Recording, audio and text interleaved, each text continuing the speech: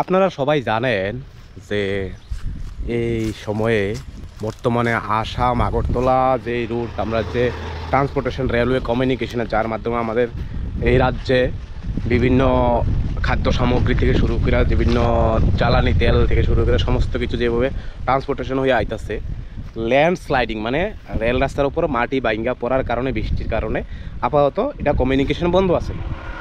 তাহলে আমাদের রাজ্যে যেই পর্যাপ্ত পরিমাণে একটা তেল থাকে বা সংগ্রহ করা হয় প্রত্যেকটা রাজ্যে, এটা যদি কোনো আপাতকালীন বিপদ সময়ে তৎক্ষণাৎ সময়ে এটা ব্যবহার করা যায় কিছুদিনের জন্য, একটা স্বল্পদান যেটা আমরা রিজার্ভ করে রাখা হয়, এটারও খুব প্রায় স্বল্পতা দেখা দিতেছে। কারণ ত্রিপুরা রাজ্য তার একটা তেমন বড় না, কারণ গাড়ি ঘোড়া থেকে শুরু করে অনেক কিছু থাকে।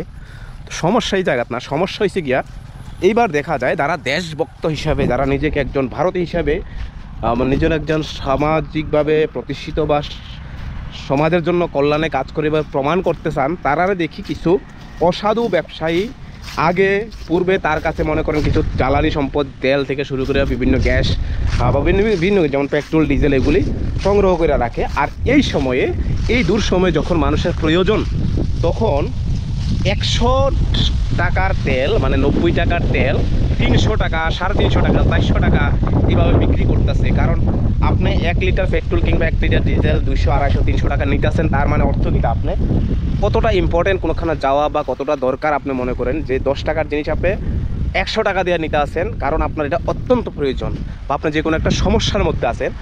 আর যারা দেশভক্ত হিসেবে নিজেকে ভক্ত হিসেবে প্রমাণ করতে চান, তারা এই ধরনের অসাধু ব্যবসায়ীগুলি করতেছেন। তারা আসলে কি আপনি মনে করেন তারা সমাজের জন্য উপকারী বা সমাজের জন্য কল্যাণকর বা এই দেশের জন্য তারা উপকারী? না, তারা ক্ষতিকারক। কারণ তারা দেশের যখন দুর্যোগ সময়, রাজ্যের যখন দুর্যোগ সময়, যখন অসুবিধা থাকে, আপনি প্রফিট একটা মার্জিন আপনি লাভ করুন, আপনি যেটা প্রয়োজন আছে এটা করেন।